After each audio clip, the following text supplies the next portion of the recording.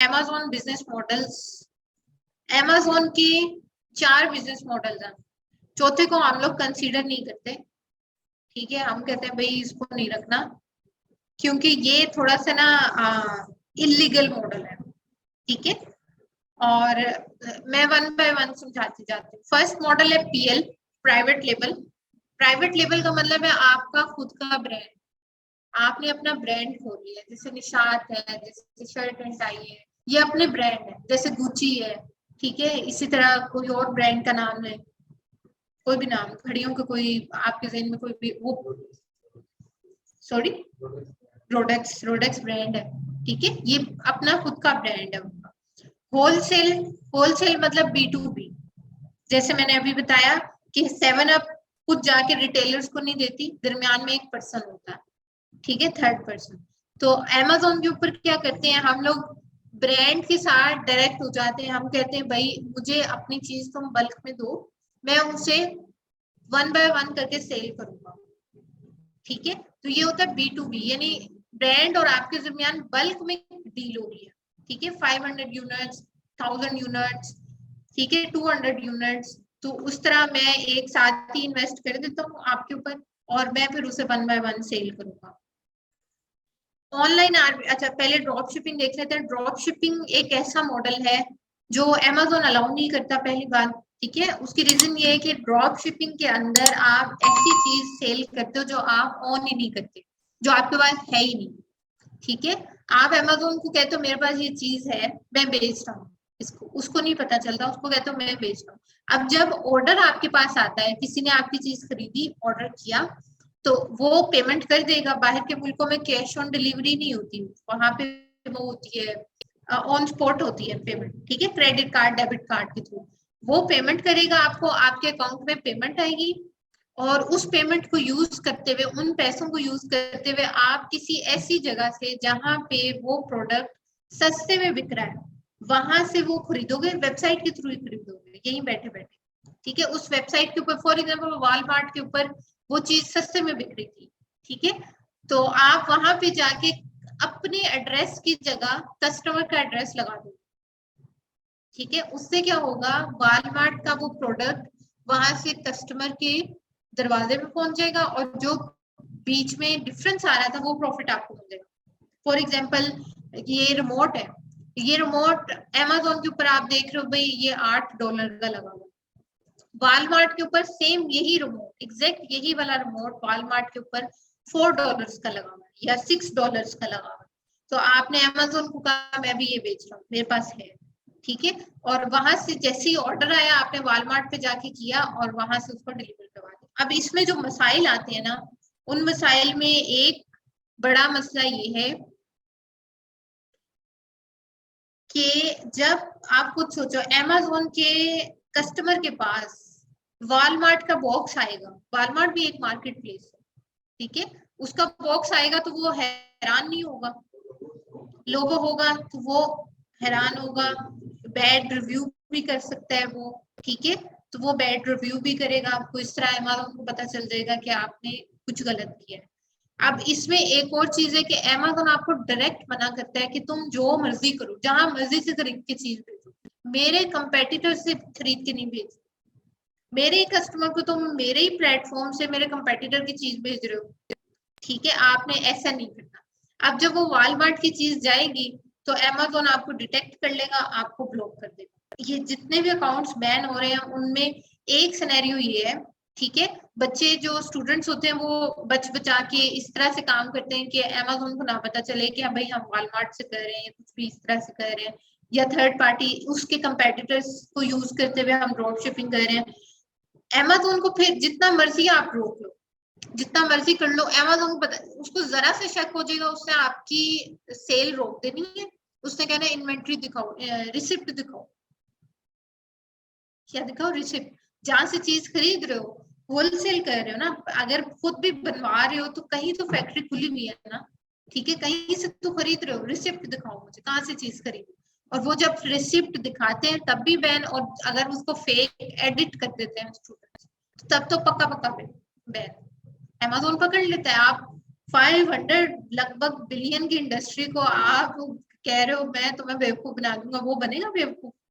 ठीक है, तो वो पकड़ लेता है और आपको पक्का पक्का बैन कर देता है।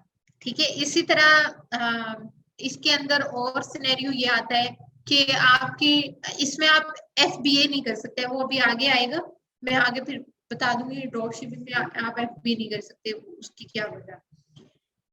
ठीक है, और इसके अलावा कोई और पॉइंट ड्रॉप शिपिंग का, ड्रॉप शिपिंग के बहुत सारे ड्रॉबैक्स हैं। ठीक है, ड्रॉप शिपिंग में आप फंस से जाते हो, क्योंकि अमेजोन के ऊपर एक दफा आपका अकाउंट बैन हुआ तो वो जिंदगी में दोबारा आप नहीं बना सकोगे। ठीक है, क्योंकि वो आपसे ID लेता है, आपका पासपोर्ट नंबर लेता है, आपका CNIC नंबर लेगा या पासपोर्ट लेगा, इस CNI उस CNIC के ऊपर आप दोबारा अपना अकाउंट नहीं बना सकते। अब इसमें एक और चीज समझने वाली है कि जितने भी बाहर ट्रेनिंग इंस्टीट्यूट्स हैं या जो यूट्यूब वगैरह में पढ़ा रहे हैं, वो ये कहते हैं कि भाई ड्रॉप शिपिंग करो, इसके लिए कोई इन्वेस्टमेंट की जरूरत नहीं होती, आपको किसी भी किस्म का पैसा नहीं लगाना चाहिए। लेकिन मैं कहती हूँ नहीं, गलत कह रहे हैं। कम से कम भी 85 to 150 लाख यानी 1,50,000 आपकी जेब में हो, तब आप ड्रॉप शिपिंग कर सकते हो लीगल वे से। इलीगल वे में फिर भी नहीं करनी, क्योंकि एक प्लेटफॉर्म है ना, उसने जो अपने रूल्स बना दी, मेरी कंपनी में जो रूल्स हैं, चाहे वो आपके नजदीक सही है या गलत है, जब आप मेरी टेरिटरी में हो और उस चीज को निग्लेक्ट कर रहे हो तो मैं आपको पनिश कर सकती हूँ। ठीक है, अगर मेरी क्लास में मैंने कोई रूल बना दिया जो दुनिया के किसी इंस्टीट्यूट में नहीं है, मेरे पास है, आप उसको ब्रेक करोगे, मेरे नजदीक आप इलीगल काम कर रहे हो, सजा मिलेगी उसकी। तो जो काम अमेज़न ने खुद कह दिया भाई मेरे प्लेटफॉर्म पे रहते हुए तुम ये काम नहीं कर सकते, तो वो इलीगल है। ऑनलाइन आर्बिट्राज एक ऐसा बिजनेस मॉडल है जिसके अंदर आप होलसेल और ड्रॉप शिपिंग का कुछ मिक्सचर सा करते हो। होलसेल की तरह आप बहुत ज्यादा बल्क में चीज नहीं खरीदते, जैसे 500 यूनिट अगर आप होलसेल में खरीद रहे हो और एक चीज ₹4 की है, $4 की, $4 की है, तो आपको टोटल कितना खर्च करना पड़ा? $2,000 आपका निकल गया। ठीक है, और होलसेल के अंदर अभी आपने 2,000 आपका ये निकला। अभी आपने कंपनी रजिस्टर करवानी है, जो बनती है जो कम से कम भी आपकी $550 से $700 के अंदर अंदर होगी। ठीक है, चलो हम मिड की चीज लगा लेते हैं, 600 के अंदर आपकी कंपनी रजिस्टर हो जाएगी। फिर आपको वेबसाइट भी चाहिए उसमें। ठीक है, और उसके बाद आपने VA के चार्जेस भी लेने हैं, VA भी चाहिए आपको, कोई ना कोई हेल्पर तो चाहिए ना, सारा काम आप अकेले कैसे करोगे, कोई ना कोई हेल्पर आपको चाहिए। तो ये सारी चीजें, आप VA आपसे मंथली 350 चार्ज कर रहा है कम से कम भी, सबसे छोटा VA भी है वो 350 तक चार्ज कर लेता है, $350 तक। ठीक है, अभी आपने जी अमेज़न को $40 भी देने हैं मंथली बेसिस पे। ठीक है, वो प्रोफेशनल अकाउंट के। ठीक है, ये सारी चीजें आपको आधी पौनी भी समझ आ रही है ना, तो इट्स ओके। ये अभी हम एंड पे बजट ब्रेक डाउन करेंगे। ठीक है, यहाँ पे मैंने बस एक नजर में बता दिया कि भाई 500 यूनिट उठाने थे, पर यूनिट एक प्रोडक्ट जो है वो $4 की है, तो टोटल आपको इतना बजट चाहिए उसको करने में, और पूरा होलसेल का बिजनेस खड़ा करने में कम से कम एक दो चीजें और है, वो अभी मैं नहीं ऐड कर रही। इतना आपको बजट चाहिए, जितना भी ये प्लस होगा। ठीक है, ऑनलाइन आर्बिट्राज में हम क्या करते हैं, हमने कंपनी नहीं रजिस्टर करवानी। ठीक है, हम ऐसा बिजनेस, ये ऐसा बिजनेस है जिसमें हम कंपनी रजिस्टर नहीं करवाते। ठीक है, आपकी ये कॉस्ट बच गई, इसमें हमें वेबसाइट की भी जरूरत नहीं, ये भी कॉस्ट बच गई। VA हम खुद ही होते हैं इसका। ठीक है, ये कॉस्ट बच गई। अकाउंट हमारा इंडिविजुअल होता है। ठीक है, हम प्रोफेशनल अकाउंट नहीं खोलते इसमें, तो हमारी ये कॉस्ट भी बच गई। यूनिट्स हम इसमें 500 यूनिट्स नहीं उठाते, हम इसमें उठाते हैं 10 to 20, 10 to 20, 12, 15, 20, 25 इतने यूनिट्स उठा लिए। अब फॉर एग्जांपल मैंने 20 यूनिट्स उठाने थे और प्राइस थी $4। ठीक है, तो 4 to 8, $80 मेरे इसमें लगेंगे। ठीक है, ये होता है हमारा ऑनलाइन आर्बिट्राज। ऑनलाइन आर्बिट्राज, ठीक है, इसके अंदर हमारी जो इन्वेस्टमेंट है वो बहुत कम लगती है। जितनी मैंने ड्रॉप शिपिंग में कहा कि बैक पे आपको होनी चाहिए, वो भी इसलिए होनी चाहिए क्योंकि अमेज़न कभी कभी पैसे रोक लेता है। आप दे लेके आपने लीगल बेस तैयार कर ही लिए कि हम लीगली ड्रॉप शिपिंग कर रहे हैं, जो जो अमेजोन ने कहा हम नहीं करते, लीगल करते हैं। उसके बावजूद अमेजोन आपकी पेमेंट रोक सकता है, रोक लेता है, कंपनीज की भी रोक लेता है, उसको जहां शक लगे। उसका एक रूल है, आपको पेमेंट 8 दिनों में रिलीज होगी, 7 to 8 days, और वो अक्सर का ज्यादा भी बढ़ा देता है।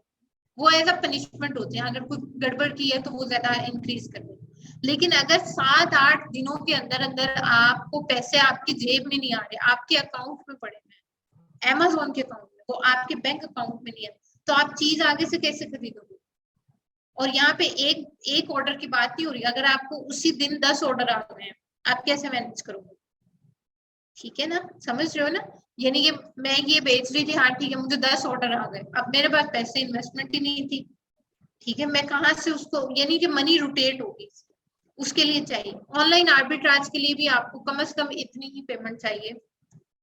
आप ऑनलाइन आर्बिट्राज इजीली $500 में स्टार्ट कर सकते हो, जो कि पाकिस्तानी रुपीज में 1 लाख बनता है, ठीक है, 1 to 2 लाख तक आप इसको स्टार्ट कर सकते हो ऑनलाइन आर्बिट्राज, ठीक है। तो ऑनलाइन आर्बिट्राज में क्या होता है, हम एक इसमें गेम होती है प्रोडक्ट की, हम ऐसा प्रोडक्ट उठाते हैं जिसकी रजिस्ट्रेशन का मसला ना हो, यानी कि वो प्रोडक्ट ब्रांड ना हो, ठीक है, किसी ब्रांड का ना हो। होलसेल में हम ब्रांड का प्रोडक्ट उठाते हैं, इसलिए हमें कंपनी भी रजिस्टर करवानी पड़ती है, इसलिए हमें बाकी सारे झमेले भी झेलने पड़ते हैं, ठीक है। हम इसमें प्रोडक्ट ऐसा उठाते हैं जो किसी ब्रांड का ना हो। कोई है ऐसा प्रोडक्ट जहन में जो किसी ब्रांड का ना हो? किसी ब्रांड का ना हो, ब्रांडेड प्रोडक्ट ना हो। हर प्रोडक्ट ब्रांडेड है, अच्छा। ये जो हम लड़कियां कैचर लगाती हैं, वो किसी ब्रांड का होता है? कभी सुना है ये कैचर उस ब्रांड का है? ठीक है, ऐसे प्रोडक्ट्स निकल आते हैं, और अक्सर वक्त ऐसे प्रोडक्ट्स निकल आते हैं जो प्रोडक्ट तो हैं और वो हैं भी ब्रांड के, लेकिन मजे की बात ये होती है वो रजिस्टर्ड ब्रांड के नहीं होते। तो इस उन प्रोडक्ट्स के ऊपर भी हम काम कर सकते हैं, क्योंकि वो हमें क्लेम नहीं कर सकते, ठीक है। तो ऑनलाइन आर्बिट्राज में हम क्या करते हैं, हम डील्स करते हैं, किसी वेबसाइट के ऊपर कोई डील चल रही है, कोई प्रोमो कोड चल रहा है, उधर से हम 10, 12, 20 प्रोडक्ट्स इकट्ठे उठा के उसको हम अमेजोन के ऊपर लगा देते हैं, और वहां से हम उसकी सेल्स भी चेक करते हैं, ऐसी प्रोडक्ट उठानी जो बिक भी रही है, ठीक है, मिल जाती है।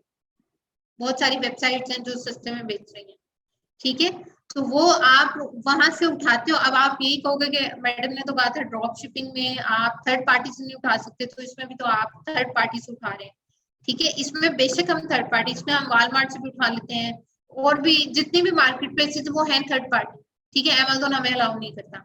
लेकिन इसके अंदर हम क्या करते हैं, हम यहाँ पे बैठे बैठे एक और वहां पे वेयर हाउस, जिसे हम कहते हैं प्रेप सेंटर, क्या कहते हैं, प्रेप सेंटर, प्रेप सेंटर या 3PF, वेयर हाउस को कहते हैं। वेयर हाउस किसे कहते हैं, आइडिया है? हाँ, स्टोर जहाँ पे करते, जी गोदाम कहते हैं, ठीक है, गोदाम को वेयर हाउस कहते हैं। वहां पे उस वेयर हाउस को हम कहते हैं, इसको इसकी पैकेजिंग ना चेंज कर दो, जैसा हम कह रहे हैं ना, जैसे आपने शूज के बॉक्स देखे होंगे, किसी के ऊपर ब्रांड नाम लिखा हुआ है, सर्विस, और इस तरह से कभी ऐसा शू भी आपने बेशक ब्रांड से खरीदा हो जिसके ऊपर कुछ नहीं लिखा, वो सिर्फ व्हाइट बॉक्स है, तो वो उसको रीपैक कर देंगे बिल्कुल व्हाइट के अंदर, बिल्कुल व्हाइट या बिल्कुल ब्राउन के अंदर, ठीक है, यानी कि ऐसे पैकेजिंग के अंदर जिसके ऊपर कोई ब्रांड का नाम नहीं लिखा, ठीक है। फिर वहां से हम उसको भेजते हैं डायरेक्ट अमेजोन के वेयर हाउस के ऊपर,